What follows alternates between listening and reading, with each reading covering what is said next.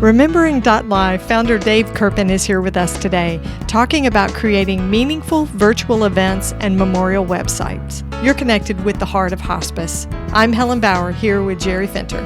Whether you're a family caregiver or an end-of-life professional, we're here to enhance your hospice experience by connecting you with information you can use about end-of-life care.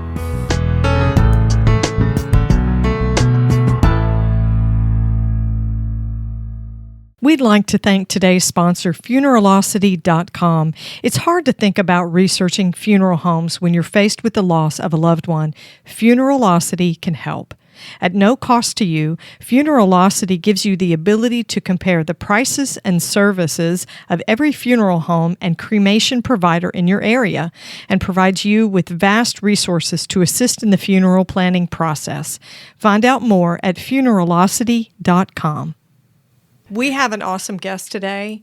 He had an awesome idea. He's got an awesome service, a fantastic project. Dave Kerpen of Remembering.Live is with us today, and he's kind of a fun guy. He is. You know, Plato said that necessity is the mother of invention.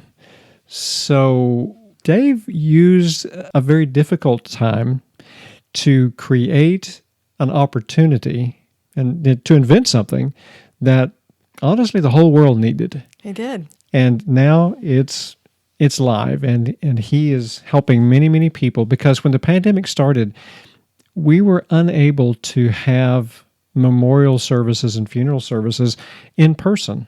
It just was not possible to do that. So Dave and his team created Remembering.Live, and he did it because of his own personal experience, which he will tell you about in our interview, and such a great service that's being provided for people. And even though the pandemic is beginning to, well, hopefully diminish, the need is still there, and the services are still there as well. So Dave is a serial entrepreneur. That's what he calls himself, and he has created several different businesses.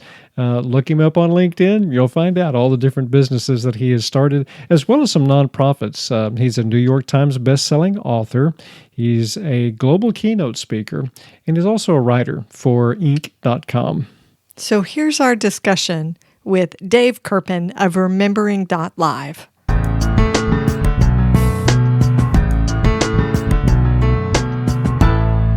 Dave, thanks for joining us on the Heart of Hospice podcast today. Thanks so much for having me. So let's start with, first of all, just telling us the story of Remembering Live. How did this get started? And, tell us about the concept. What was the inspiration for this service that you've started? Sure.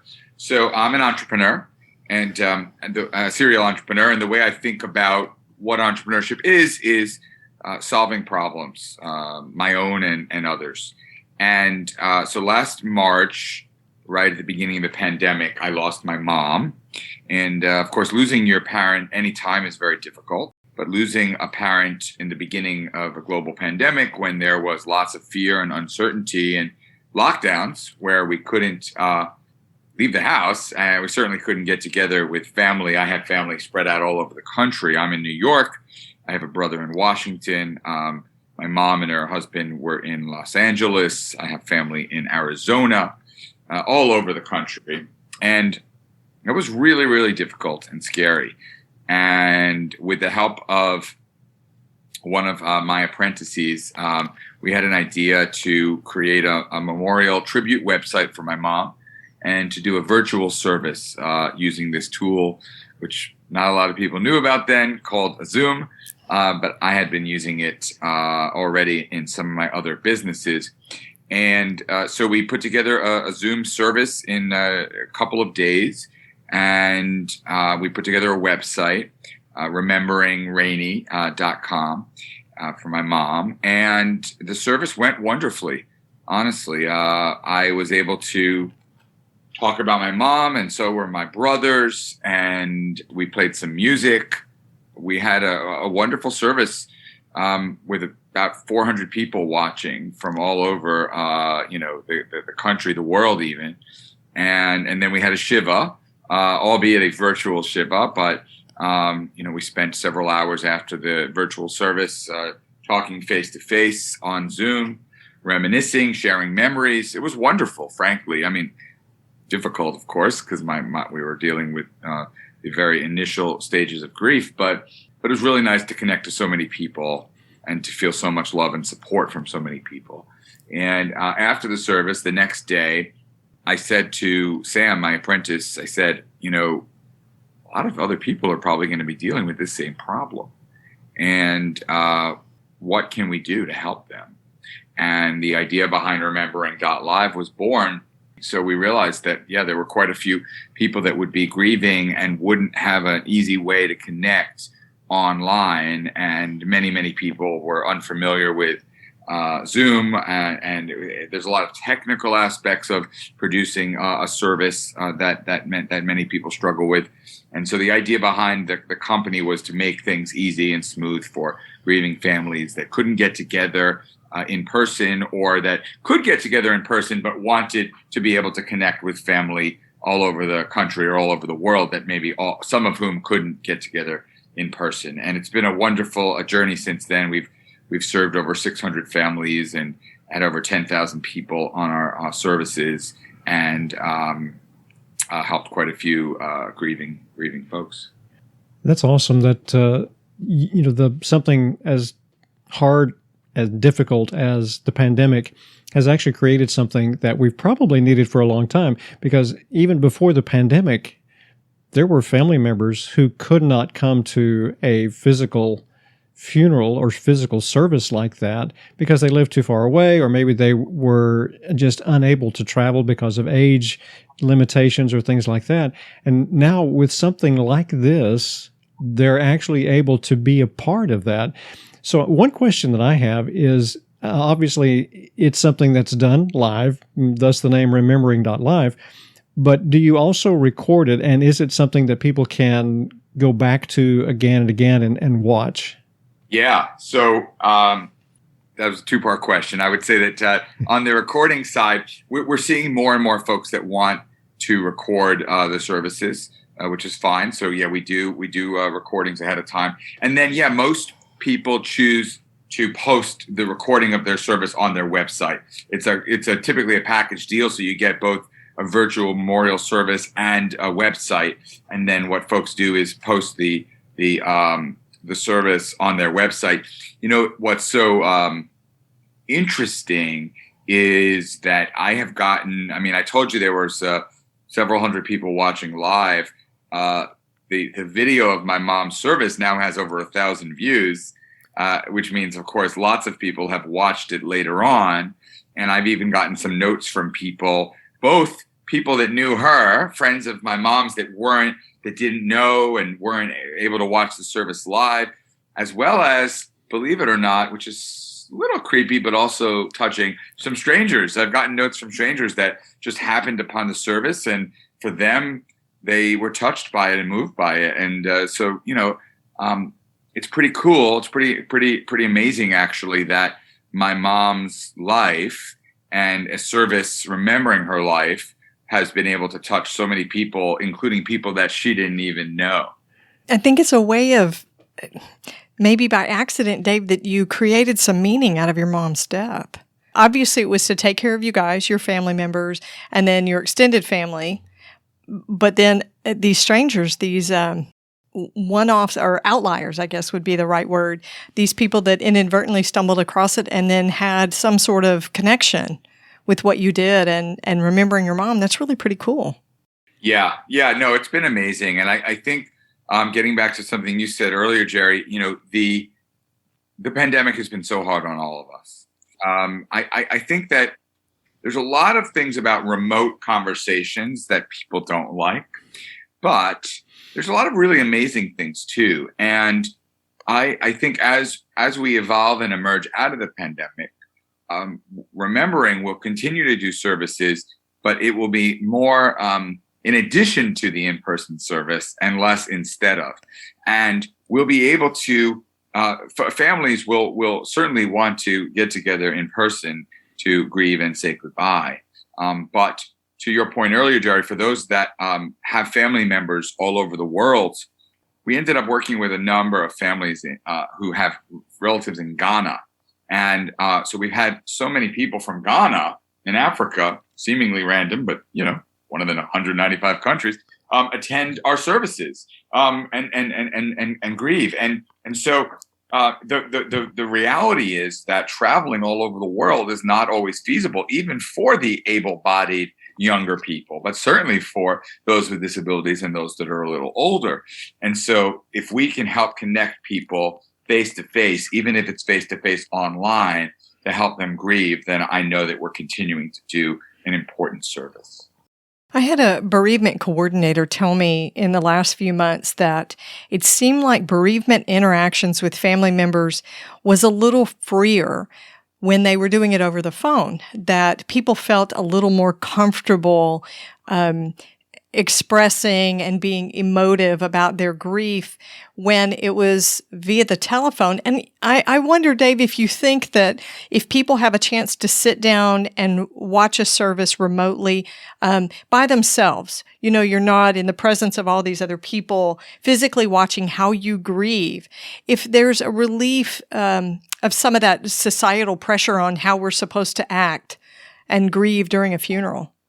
Yeah, I think it's different for everyone, but I can certainly say that for introverts, right, which is half the population, in which it's just so like I'm an extrovert, so it's frankly socially easier for extroverts in this world, right? So for introverts that are more nervous and anxious getting together with big groups of people, I think things like this and remote and to your point, asynchronous sometimes when people aren't, live. These things can be very, very powerful and very helpful. So I think ultimately it does depend on the individual.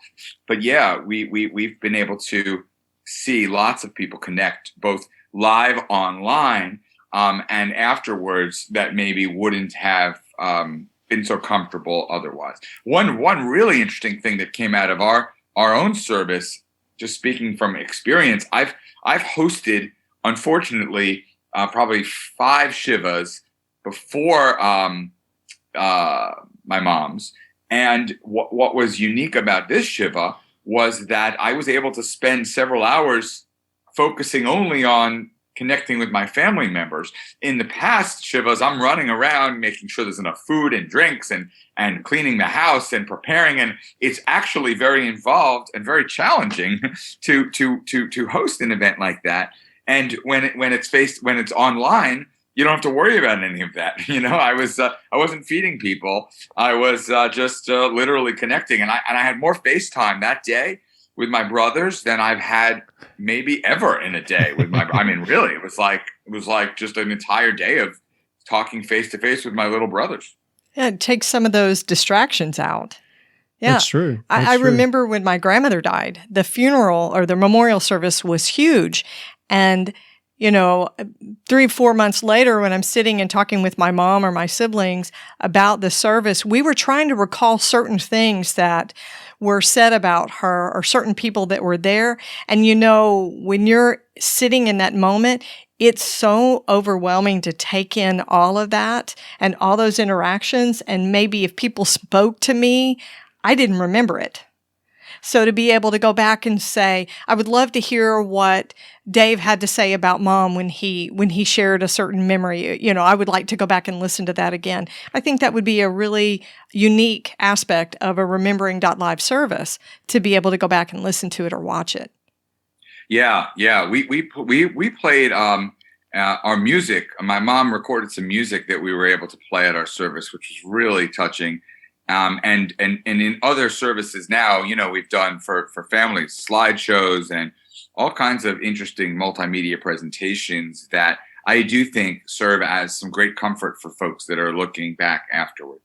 Yeah, that's a very unique thing that you can have for a virtual service that an in-person service doesn't provide, unless I guess you actually videoed the service. Right. Yeah. So you have this service of providing a live funeral or memorial service for families, but another service that you provide through Remembering.Live is a memorial website. So tell us about the memorial website services that are available. Yeah, so we noticed that how do I say this in as kind a way as possible?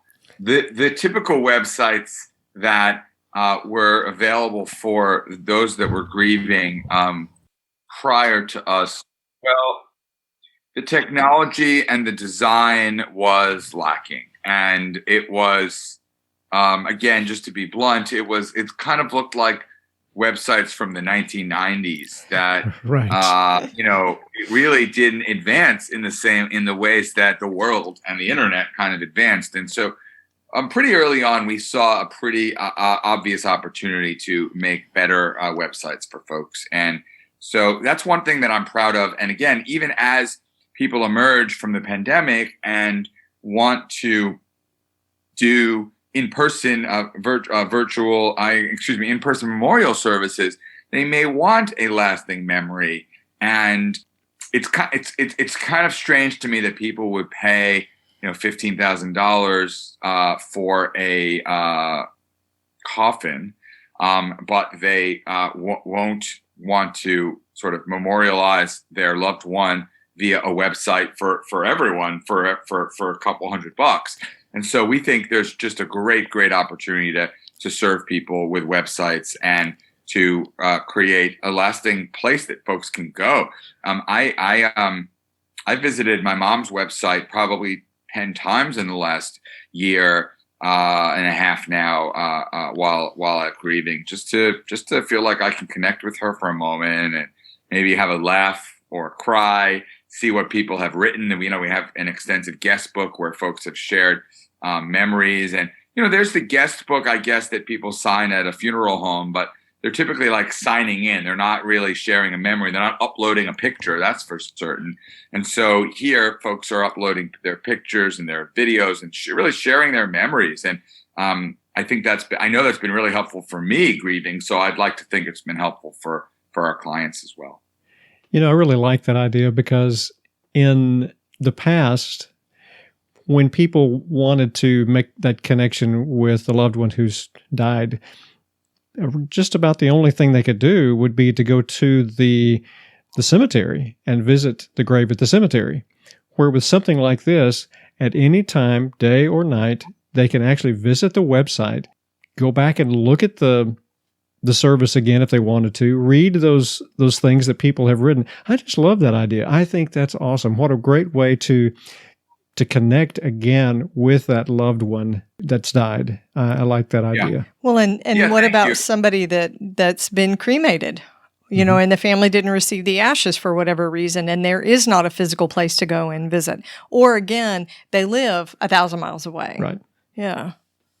Yeah, it just makes it more accessible. I mean, to be clear, there have been lots of companies that have been doing memorial websites for years, but we found that in a actually not so quick review of all these websites, there was really a lot lacking in a lot of them. And so we want to do something a little bit more comprehensive for our families. Nice. That's awesome. That's awesome. So if someone wanted to take a peek at a website that your company's put together, is there a link that they could go to view that? Yeah. If you go to Remembering.Live, there's a whole bunch of tribute sites that are linked. And then I think I mentioned my mom's is Remembering.com as well. I would just go to Remembering.Live. And then if you look at virtual sites, and if you scroll on recently honored, you can scroll through and see quite a few. Actually, one of the things that I'm also proud of is just the diversity of people. Old and unfortunately young, and people from all backgrounds and ethnic groups, religions. We all die. Mm-hmm. That's right. That's one thing we all have in common. We're going to die, and that's not always the most fun thing to talk about, but it's a reality. And so when that happens, we're hopeful that we can be a helpful part of the process for one's family. Yeah, I really like this idea of having a memorial website. I think that's great. Hi, this is Gabby Jimenez of the Hospice Heart. I'm excited to let you know about an upcoming series on the Heart of Hospice podcast. I'm partnering with Jerry and Helen at the Heart of Hospice to bring you a special 6-part series on grief. We'll be talking with industry experts Isabel Stencil and Lisa Paul of the Death Deck about common grief issues we're all dealing with. You'll hear information about when to seek professional help for your grief and how to navigate grief that seems to hang on for years. We're also going to discuss grieving for a loved one while you're a caregiver for someone else. There'll be tips for managing grief by journaling and how to comfort someone who is grieving. Isabel and Lisa will share insight into grief issues in children and young adults. Be sure to subscribe to the Heart of Hospice podcast so you don't miss this great series. And you can also connect with me at thehospiceheart.net. And remember, no matter who you are or where you are in your hospice journey, you are the Heart of Hospice.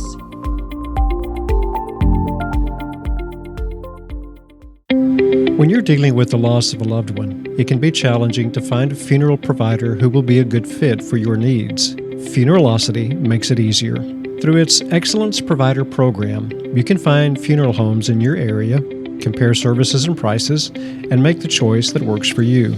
Burial and cremation providers go through a rigorous vetting process to be accepted as an excellence provider. They commit to upholding the highest standards in business practices.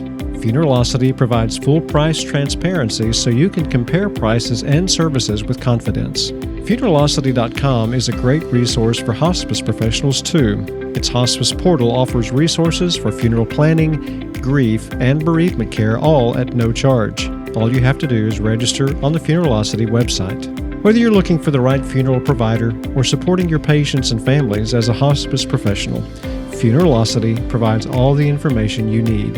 It's the only site that has the prices of every funeral provider in America. Let Funeralocity.com help you and your family make the best choice for your funeral services. Now, back to today's episode.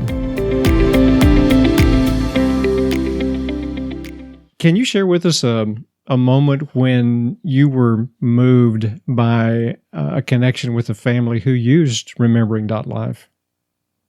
Yeah. It's there have been so many moments, and it's blown me away. It's humbled me, and it's made me, well, first of all, have tremendous respect for those in your industry, for those in the hospice industry, for those in the end of life industry.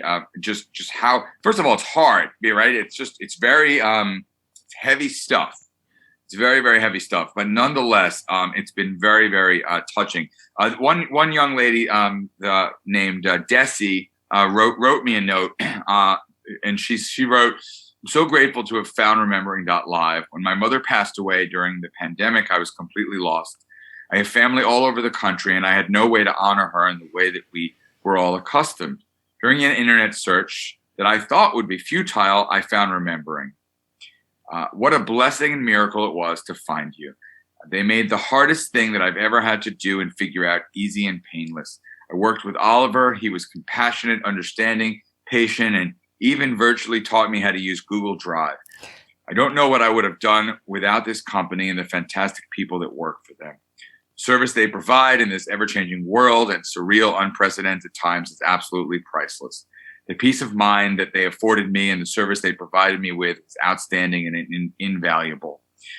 They gave me a beautiful memorial website page that my mother's relatives and friends have enjoyed and wrote personal messages on. They brought me closure. They gave me a light in the darkness. I cannot thank you enough, and I cannot say enough good things about how outstanding you folks are."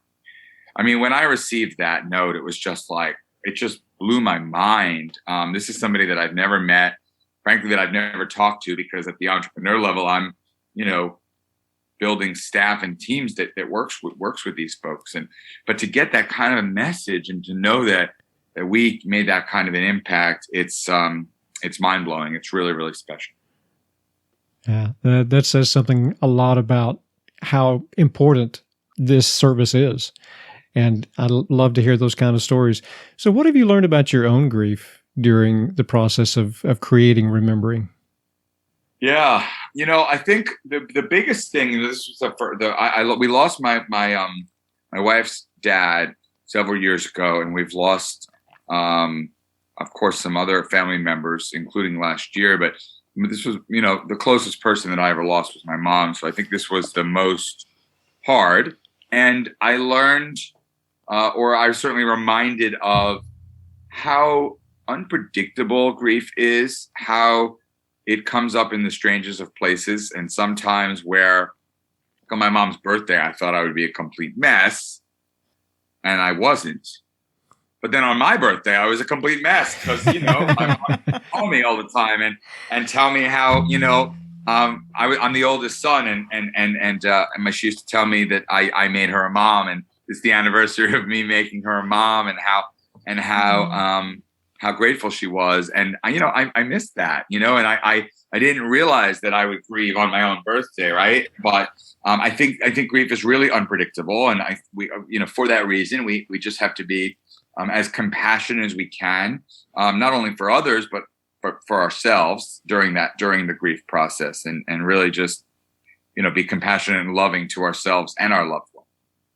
So as the pandemic begins to kind of wane, and we hope it does, that it begins to fade, do you think that the need for the services that you provide are going to also decrease, or is there enough of a need for it out there that it will continue to increase?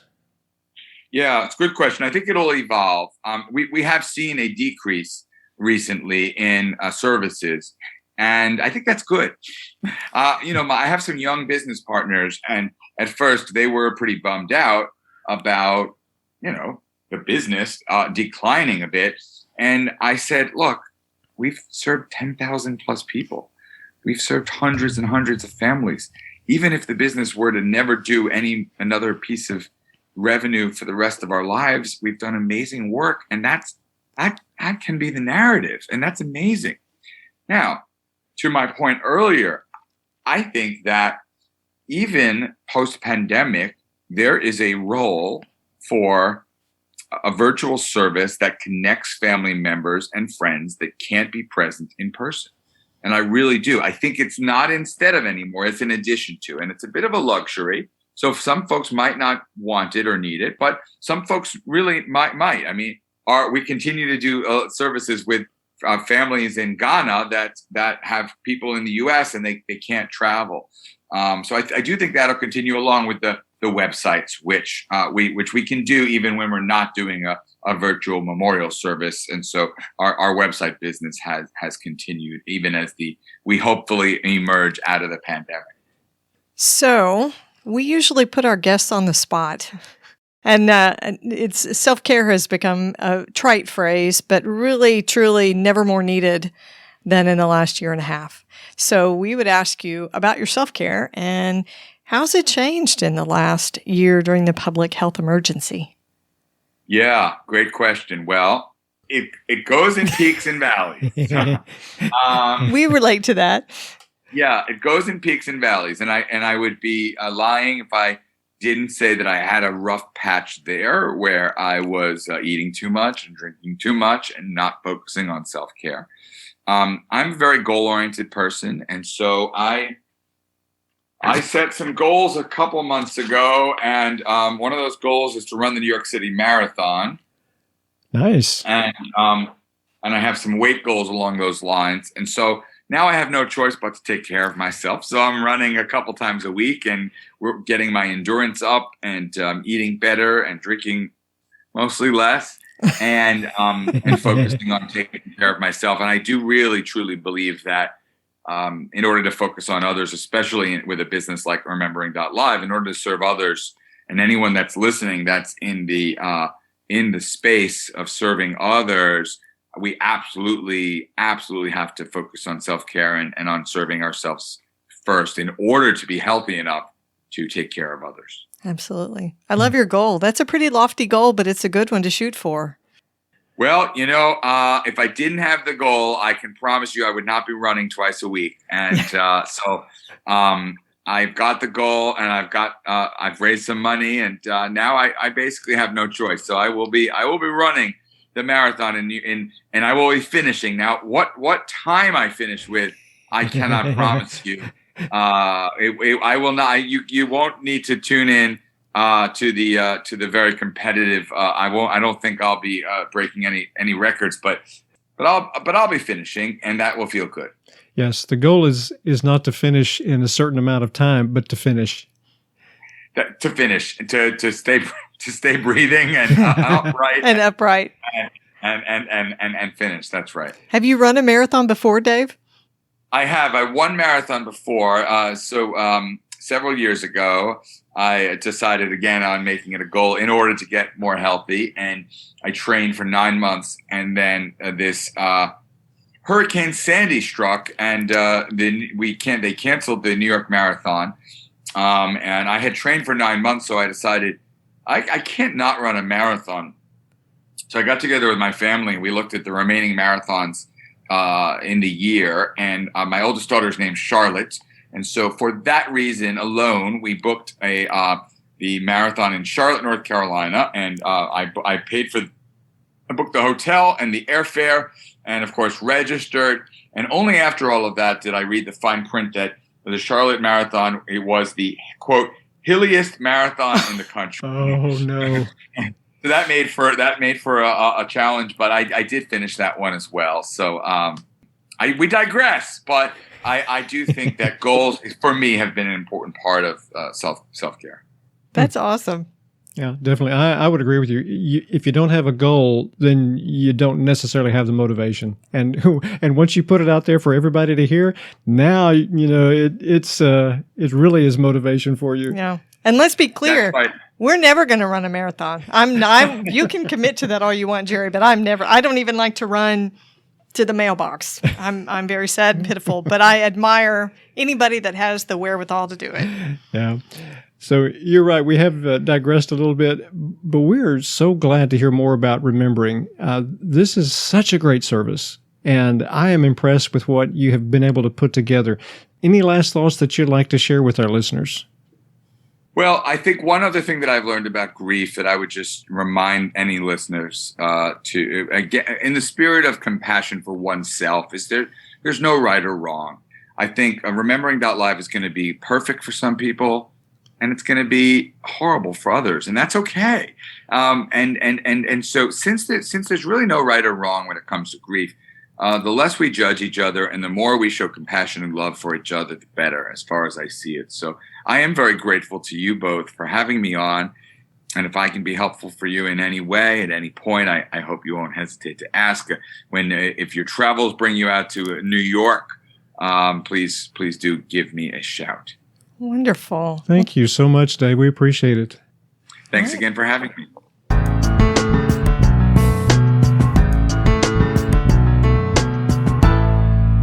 So you see how Dave has managed to turn actually something that was very tragic, the loss of his mom, into something that had so much meaning for so many people.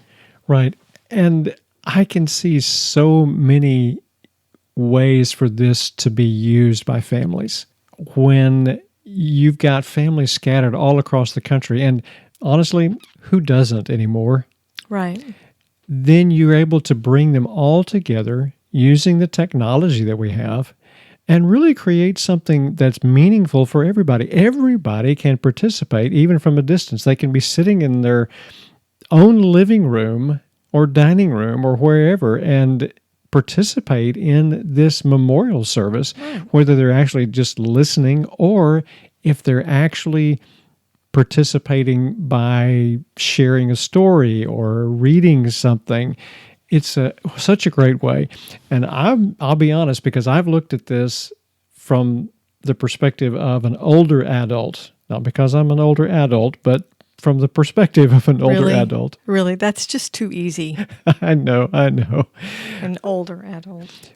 But an older adult who's unable to travel, but they can still participate virtually and be there with everyone else and have that FaceTime with other people in their family and their friends. It's a wonderful service that's being offered. It is. And we talked about the reasons people don't travel, because of the pandemic or health reasons. So one thing we didn't talk about was it's expensive. True. It's really costly to fly. And what if you don't have enough time off from work to do that, or you have caregiving, family, job responsibilities that don't allow you to have that margin to travel? I think that could factor in too. So the fact that you could either participate live by watching, listening, or if it stays recorded, you can go in later on asynchronously and go in on your own. And I think there's something to be said for some private processing of grief in that way. Dave was talking about, for him, he's a natural extrovert. That just comes easily to him, and he just rolls with it. But for those people who are more introverted and their grief is more private, a quieter type expression of grief that they would prefer to have in their own home, just by themselves or just with someone that's very close to them. I can see how these services would be so valuable. And then you've got the memorial websites, which are very nice. Right. So they record the service, and then it can be placed on this memorial website and go back and look at it again, view it again. And, Dave said he went back about 10 different times during the past year and a half to look at his mom's, and he felt the emotions of it all over again. Sometimes he laughed, sometimes he cried. But what a great way to experience that relationship again. Exactly. And I think it's really awesome that they're providing these things. And I don't know what the costs are, but it sounds like it's reasonable to be able to do this. And certainly, even pandemic or not, there's an advantage to having this kind of service available. I think so too. So I'm looking at Dave's mom's memorial website, her tribute website. It's remembering.Live, and on the Remembering.Live website, you can go straight to it. And it has the obituary. There's a guest book for people to write in. There's a place for people to donate. The memorial service looks like there was a connection. It looks like the recording is stored there, so you can watch. Some beautiful pictures. It looks like some religious faith stuff as well. And I love the fact that people can come in and leave a comment in a guest book. That's really special, I think, to be able to not only read those things, but for those who are writing them to be able to share a story that you might have about the person. So looks like his mom worked with a music therapist to record some songs she had written. So that's part of the tribute website for Dave's mom. There are several songs that she helped to co-write. So that's awesome. Very personal and really cool. Yeah. So we're grateful to Dave taking time out of his busy schedule to share with us the story of how it got started, how Remembering.Live got started, and also his own personal story about his mom. And so we hope that you'll take advantage of this, and you can find out more about this by going to their website, Remembering.Live. Thanks for listening to The Heart of Hospice. I'm Helen Bauer here with Jerry Fenter. Because we know your hospice journey is 24/7, you can always find us at theheartofhospice.com. Subscribe to the podcast wherever you're listening, and please take a minute to leave a rating or a review on Apple Podcasts. To connect with us, just send us an email at host@theheartofhospice.com. And you can also find us on social media. And remember, no matter who you are or where you are in your hospice journey, you are the heart of hospice.